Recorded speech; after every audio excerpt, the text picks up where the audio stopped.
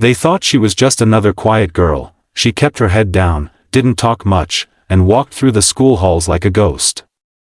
But behind that silence was a story no one saw coming. When a bully targeted her for being different, mocking her skin, her clothes, her silence, he didn't know who she really was.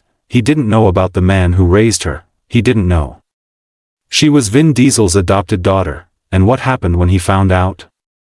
It flipped the whole school upside down. It all started on a rainy Monday morning. The hallways were crowded with noise, backpacks, and side glances. In the middle of it all walked Maya, quiet, reserved, and always alone. She had just transferred 2 weeks ago, and already the whispers followed her. Who is she? Why doesn't she talk? Some laughed at her oversized hoodie, others mocked her skin. But Maya kept walking. She wasn't here to prove anything. She had a promise to keep. One her dad made her swear on before she started this N. But not everyone believed in silence. At lunch, the school's self-proclaimed king, Logan, made Maya his new target. Logan was the type everyone either feared or followed. Rich, loud, and always surrounded by a crew ready to laugh at his cruel jokes. That day, as Maya sat in the corner of the cafeteria, he walked over. "Hey hoodie girl, why you hiding?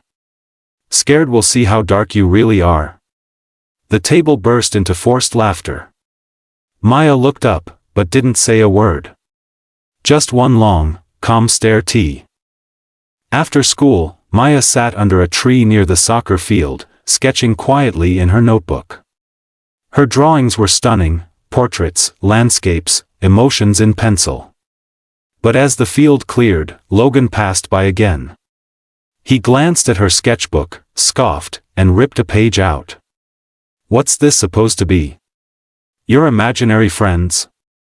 Maya stood up, calmly took the paper from his hand, folded it, and walked away. Not a single word. That silence? It wasn't fear. It was power. But Logan mistook it for we. The next day, things escalated. A video surfaced on social media, Logan mocking Maya in front of a crowd, pretending to act like her, silent, hunched, and too black to belong here. Laughter echoed across comments, and some even reposted it. Maya saw it. She didn't cry. She didn't run. She did what her father taught her, she observed. That night, while the rest of the school scrolled and laughed, Maya made a call. "Dad, it's time. I've seen enough." On the other end, a deep voice simply replied. The next morning, the school buzzed with rumors. A black SUV had pulled up near the office, and a tall, bald man in shades stepped out. Teachers whispered. Students stared. Maya arrived a few minutes later, her hoodie still up, but her walk a little different. More confident. As she passed Logan in the hall, he sneered, "Bringing your uncle to scare me now?" Maya smiled for the first time. A small, calm smile. "That's not my uncle," she said. "That's my dad." Logan blinked, confused. "But he'd you." Logan stood frozen, processing her words. "That's my dad." But it didn't click, yet. Meanwhile, the man entered the principal's office. The receptionist looked up, startled. "See, can I help you?" He removed his glasses. There was no mistaking him now. Vin Diesel. Maya's father. Within minutes, the news spread like wildfire through the school. Some thought it was fake. Others raced to peek through the glass doors of the office. Logan? He just stood there, sweat rising. "No way," he mumbled. But his. In the principal's office, Mr. Diesel didn't raise his voice. He didn't have to. "I'm not here to cause trouble. But I want to understand why my daughter's being harassed." The room was silent. The principal fumbled with words, trying to explain things away. Meanwhile, outside, the school had turned into a whispering frenzy. Students who had ignored Maya before were now staring like she was royalty. But Maya? She remained calm. She didn't need to shout. Her truth was finally speaking louder. That afternoon, Logan was called into the office. He walked in slowly, shoulders lower than usual. He expected a scolding, or maybe a warning. But instead, he found himself face to face with Vin Diesel. "So you're the one who thinks it's funny to mock my daughter?" Vin's voice was deep but steady. Logan swallowed hard. I didn't mean it like that." Maya sat quietly beside her dad. This wasn't revenge, it was truth meeting consequences. Logan had spent weeks tearing someone down who never did. Vin looked at Logan for a long moment, then said something unexpected. "You know what hurts more than hate? Silence. People watching and saying nothing." Logan blinked. Maya watched him, still calm, still unreadable. "You wanted attention, right?" Vin continued. "Well, now you've got it. But not the kind you want." Logan nodded silently, the weight of his actions finally sinking in. There were no more jokes left. No audience. Just truth. And it hit harder than any insult ever could. After the meeting, Maya and Vin stepped outside. The entire courtyard was quiet as they walked through. Some kids stared in awe, others looked down, embarrassed. A few even clapped softly. But Maya didn't soak in the moment. She just took her father's hand, nodded once at the students watching, and walked away.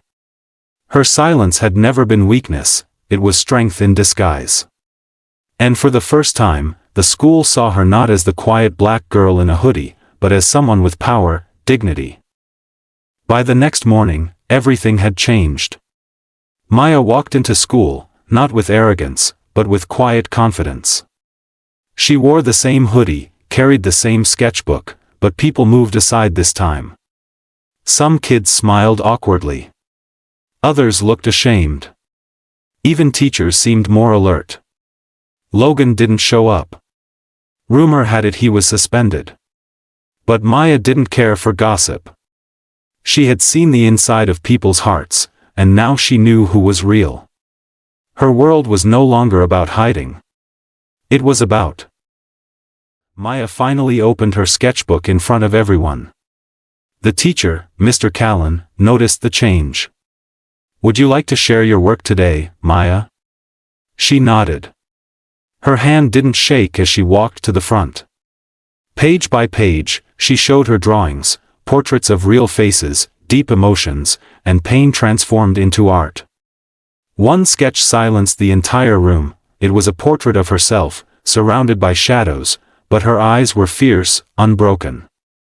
"Art is how I heal," she said softly. Meanwhile, Logan sat at home, staring at his phone. The video he had made mocking Maya had now backfired, comments flooded in calling him out, some even tagging Vin Diesel. His confidence had shattered. For the first time, he wasn't the one in control. He remembered Maya's face, not angry, not crying, just calm. And that calm had wrecked him more than yelling ever could. Something inside him stirred. Regret.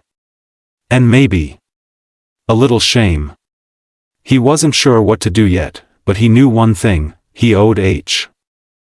Back at school, Maya had started to blossom. She joined the art club. She spoke more in class. People started inviting her to sit with them at lunch, not out of pity, but respect. But Maya didn't change to impress anyone. She stayed grounded. One day, a girl approached her in the hallway and whispered, "I saw what Logan did." I didn't say anything. "I'm sorry." Maya looked her in the eye and said, "Next time, say something. Not for me, for yourself." It was a moment that turned a bystander into an. Logan finally returned to school a week later. But he wasn't the same. No crew. No loud jokes. He looked different, tired, quiet, maybe even nervous. He saw Maya at her locker and paused. "Hey," he said, voice low. "Can I talk to you?" Students nearby fell silent, sensing the tension. Maya turned to face him. "About what?" she asked, not cold, just clear. Logan took a deep breath. "About everything. I messed up. I didn't know who you were, but that's not the point. I treated you like garbage. And..." Maya looked at Logan for a long moment. She could have lashed out, humiliated him like he did to her. But she didn't. "You didn't need to know who I was to treat me like a person," she said, calmly. Logan nodded. "I know. I do now." For the first time, his words weren't performative, they were real. He wasn't looking for forgiveness to save his reputation. He just wanted to make things right. "I'm not asking for anything," he added. "I just wanted to say it to your face." Maya gave a slight nod. News of their conversation spread quickly, but this time, no one twisted it. People were changing. Some classmates started questioning their own silence, why they laughed when they should have stood up, why they ignored what was right in front of them. Maya didn't preach. She just lived with quiet power. And it was contagious. The school felt different. Not perfect, but better. A shift had started, not because of punishment, but because of truth.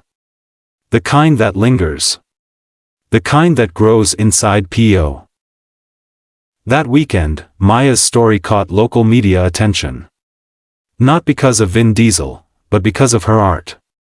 Her teacher had submitted her sketchbook to an online youth gallery, and it was chosen for a special feature on resilience through creativity.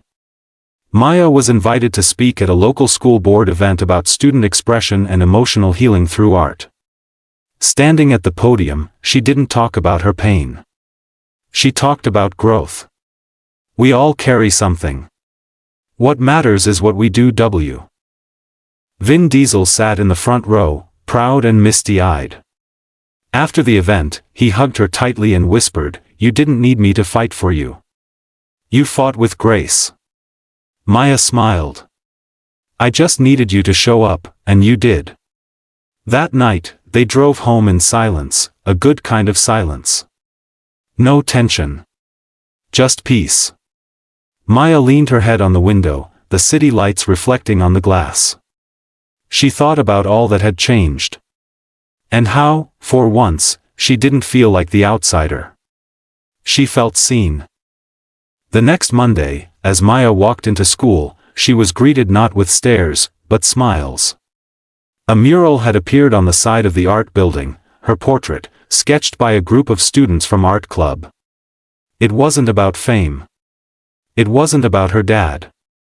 It was about her story. Her strength. Her silence that had spoken volumes. Maya touched the wall gently, eyes welling. She had started as the new girl in a hoodie. Now, she was a symbol of courage. And her story had just begun. Later that day, Mr. Callan asked Maya if she'd like to lead a student workshop on emotional expression through art. "I think your story could help a lot of kids open up," he said. Maya hesitated. She wasn't used to being the one in front. But something inside her said yes. Not for attention, but for purpose. She designed a session called Draw Your Silence. Students came, unsure at first. But when Maya shared how she turned her pain into pencil strokes, walls broke down. For many, it was the phi. Even Logan showed up, sitting quietly in the back, sketching clumsily on a blank sheet. Maya saw him. She didn't comment, just let him be. That was her style. She didn't force healing. She just created space for it. After the workshop, a girl came up to her with tears in her eyes. "I didn't think anyone else felt like this," she whispered. Maya nodded, placed a hand on her shoulder, and said, "You're not alone. You never were." That one sentence did more than any lecture ever could. At home, Maya taped her drawings on her bedroom wall, forming a timeline of everything she'd been through. Her dad walked in, stood beside her, and studied the pieces. "This is your legacy," he said. "Not my fame. Not what happened. But what you did with it." Maya looked at him. "I used to hate being different," she admitted. "Now, I think it's my power." Vin smiled, pulling her into a hug. "That's my girl." They didn't need fancy speeches. Just love. And understanding. And the quiet strength tea. The school year rolled on, but things weren't the same. Maya was no longer the invisible girl in the corner. She was the girl people asked for advice, the one who helped others feel seen. Logan started volunteering in the art club, not to impress anyone, but because it gave him peace. He apologized again, this time without an audience. Maya forgave him, not because he deserved it, but because she deserved to let go. "People can change," she said once in a group discussion. "But only if they want." One afternoon, Maya stood by her mural after school, watching the sun hit it just right. A younger girl walked up shyly. "Can I draw with you sometime?" she asked. Maya smiled and handed her a pencil. "Anytime." They sat in silence, sketching side by side. No judgment. No noise. Just lines and light. And in that moment, Maya knew, she didn't need to prove anything anymore. She had turned her pain into art, her silence into strength, and her story into something that could help others rise too. Maya's art workshop became a weekly safe space. Students who'd never spoken before now poured their emotions into charcoal and ink. One boy drew a shattered clock, explaining how he felt stuck in time since his parents divorced. A girl painted a cage with light leaking through, symbolizing her anxiety. Maya never judged. She listened, nodded, and said, "That's brave." Her voice was still soft, but now it echoed in every corner of the room. She had become a quiet leader, the kind who doesn't dema. During a school assembly, the principal announced a new student-led initiative called Voices Unseen, a program inspired by Maya's workshop, focused on expression, healing, and inclusion. Maya was asked to speak. Her hands trembled as she took the mic, but her voice didn't. "Not all pain is loud," she said. "Sometimes it sits in silence, waiting for someone to notice. I was that silence once. But now, I want to help others find their voice, however it sounds." The auditorium was still. No one log. After the assembly, a teacher approached Maya with tears in her eyes. "You've changed this school more than any policy ever could," she said. Maya felt overwhelmed, but proud. She never set out to become a symbol, she just wanted to survive the school year. Yet here she was, changing lives not with anger, but with art and grace. Even the district superintendent heard about her and requested to feature Voices Unseen in other schools. Maya agreed, on one condition: it has to stay student-led. Back at home, Maya and her dad sat by the window, watching the rain fall. "You know," he said, "I've played a lot of roles. Heroes, warriors, rebels. But you? You're the real deal." Maya chuckled. "You're still cooler though." Vin raised an eyebrow. "Maybe. But I've never turned pain into purpose the way you have." She leaned her head on his shoulder. "I didn't do it alone." And that was the truth.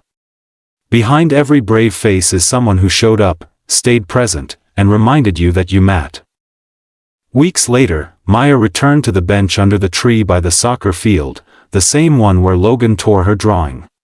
This time, she sat there laughing with two friends, sketchbook open, sun warming her face. The pain hadn't vanished, but it no longer controlled her. Logan passed by, gave her a nod, and kept walking. No tension. Just peace. Maya glanced down at her sketchbook. The new page was blank. And for the first time, that emptiness didn't feel scary. It felt like possibility. Maya began receiving messages from students in other schools, some thanking her, others sharing their pain. One message read, "I watched your story in class. I cried. I never told anyone I was being bullied until now." Maya sat on her bed reading that over and over. She never imagined her story would ripple out this far. She wasn't trying to be famous, she just didn't want others to feel invisible like she once did. Maybe, she whispered to herself, this is what healing looks like. Turning pain.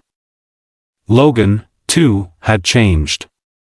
Slowly, quietly, and without the spotlight. He started helping younger students with projects, joined Maya's art sessions without trying to impress anyone, and even gave a talk on accountability in his English class. "What I did was wrong," he said. "Not just because Maya's dad is famous, but because I didn't see her as a human being. That's on me." His words weren't perfect, but they were real. And in a school once ruled by popularity, honesty like that started to matter. The school's culture was shifting. Teachers began prioritizing empathy over discipline, creating open dialogue circles and giving students room to share their stories. Maya's presence had inspired change, not through protests or fights, but through grace. The counselor called her the quiet revolution. Maya laughed at that. "I'm just doing what I wish someone had done for me," she said. But deep down, she knew it was more than that. She had taken the worst moments of her life and turned them into. One evening, as Maya scrolled through her social feed, she saw a post titled "The Girl in the Hoodie Who Changed Everything." It had over 200,000 views. She clicked on it. It was a student-made video telling her story, how she went from bullied and mocked to a force of quiet leadership. Her old drawings were part of it, her voice at the assembly, even her first day at school. Tears welled up. She wasn't watching herself, she was watching a movement. A reminder that you don't need to shout to be H. That weekend, Maya and Vin were invited to speak together at a youth empowerment conference. It was the first time they'd ever shared a stage. Vin talked about fatherhood, about watching his daughter find her voice. Maya talked about being underestimated, and how that gave her time to grow without noise. "Silence," she said, "isn't always empty. Sometimes, it's full of truth waiting to be heard." The room rose to its feet. Applause echoed. And for the first time, Maya didn't feel small standing I. After the conference, a journalist approached Maya and Vin for an interview. But Maya had one condition: "I don't want this to be about who my dad is. I want it to be about what kids go through, what silence hides."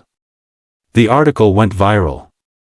Titled "The Strength Behind the Silence," it didn't focus on fame, it focused on Maya's story, her drawings, her growth, and the students she helped. For the first time, the world saw her not just as Vin Diesel's daughter, but as Maya, an artist, a leader, and a.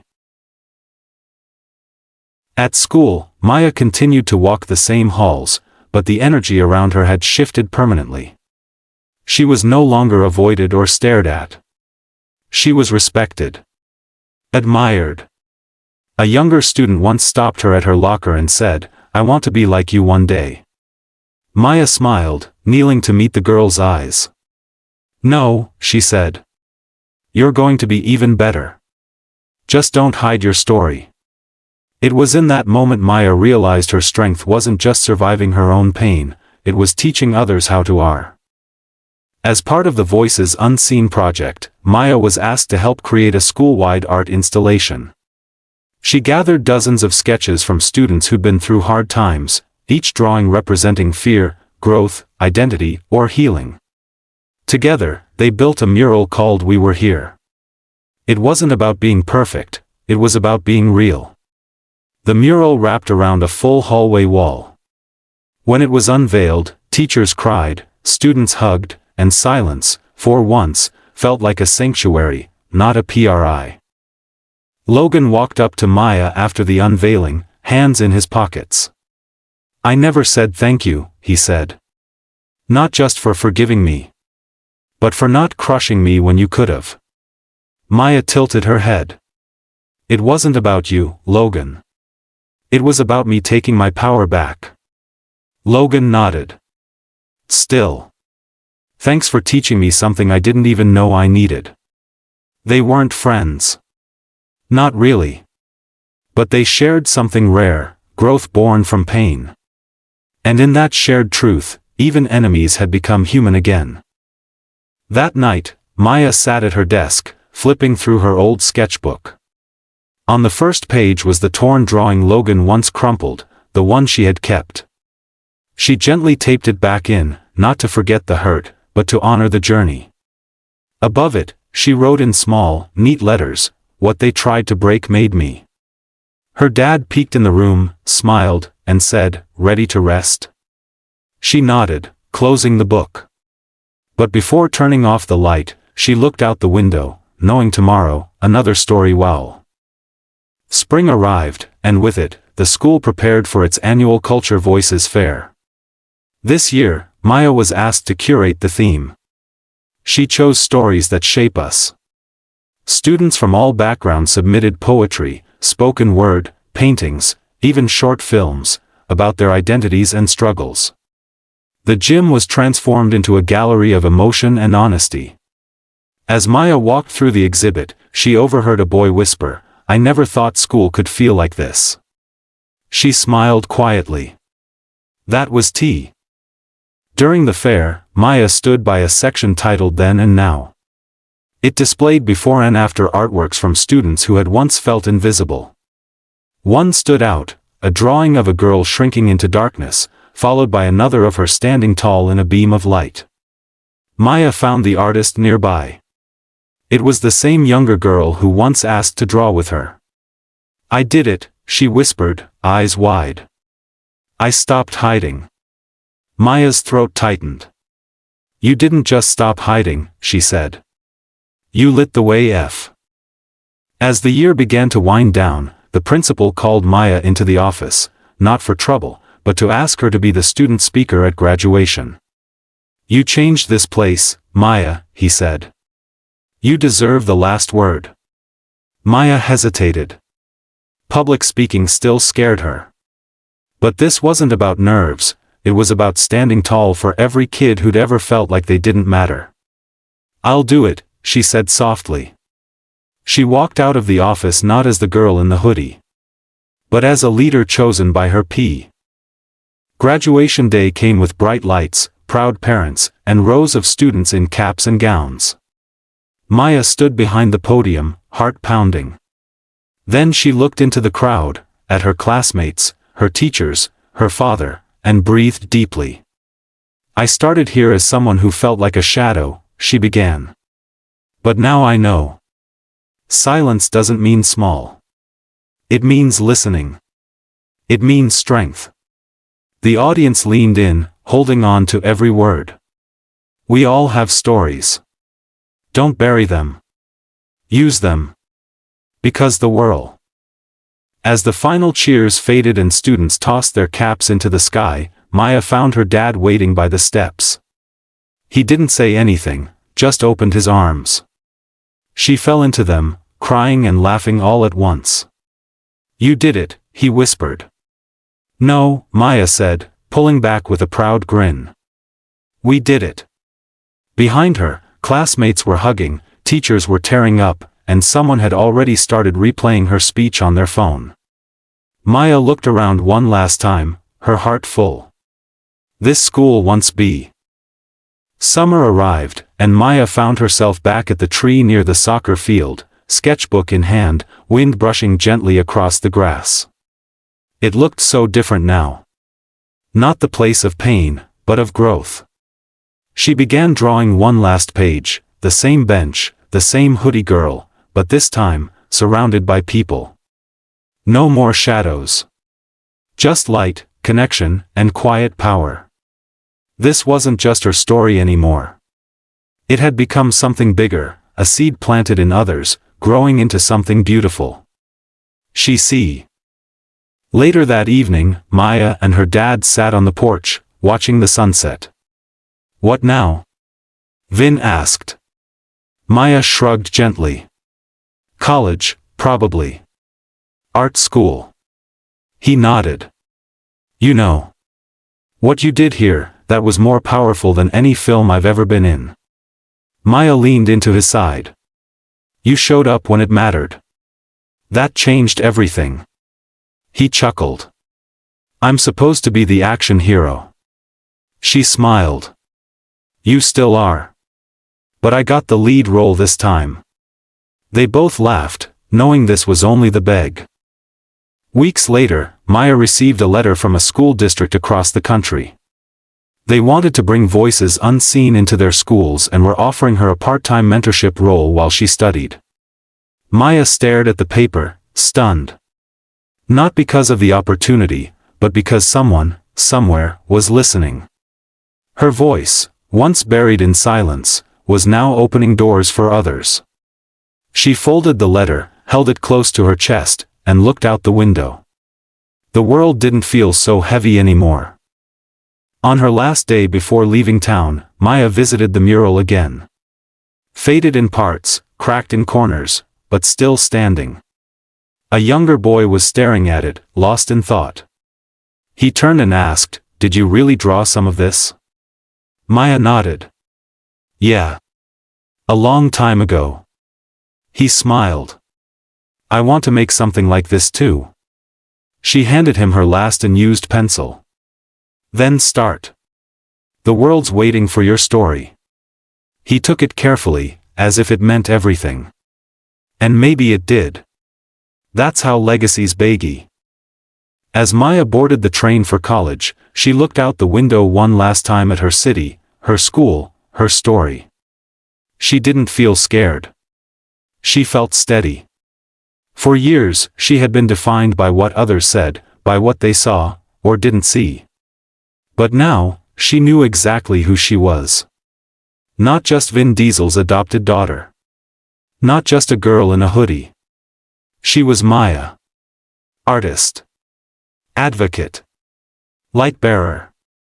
And as the train pulled away, she opened a brand new sketchbook, blank, full of pages waiting to be filled.